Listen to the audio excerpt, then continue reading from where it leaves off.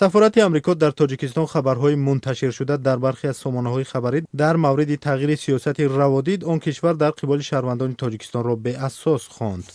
وبسایت USA تلویزیون روز 31 مارس خبری را نشر کرد که طبق آن گوید دونالد ترامپ رئیس جمهوری آمریکا فرمان اجرایی را امضا کرده است که بر پایه آن شهروندان تاجیکستان می توانند بدون ویزا به آمریکا سفر کنند.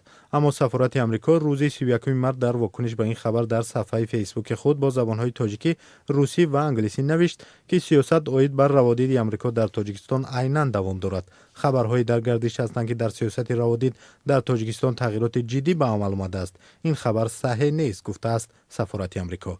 در خبری یونایتد استیتس امریکا تلویزیون کام آمده است بر اساس دستور جدید ترامپ شهروندان تاجیکستان حق سفر به آمریکا برای حدی اکثر 180 روز را به هدف سیاحت و تجارت خواهد داشت و هر کسی نیتی از این بیشتر در آمریکا اقامت کردن دارد باید ویزا دریافت کند. بر پایه این خبر رئیس جمهوری آمریکا در ملاقات با دیپلمات‌های تاجیک گفته است که این امر به تقویت مناسبت‌های تاجیکستان و آمریکا مساعدت می‌کند. این خبر همزمان میگوید آن اتباع تاجیکستان که همزمان شهروندی دیگر کشور را دارند و شناسنامه‌های آنها از سوریه، ایران، سودان، لیبی، سومالیه و یمن است، حق ورود شدن به قلمرو آمریکا را ندارند. سفارت آمریکا این زمان برای شهروندان تاجیکستان روادید غیر مهاجرتی برای سفر از جمله برای کار موقتی، تجارت، تحصیل و برنامه‌های تبادل صادر می‌کند. سفارت آمریکا در تاجیکستان میگوید درخواستنامه روادید مهاجرتی را قبول نمی‌کند.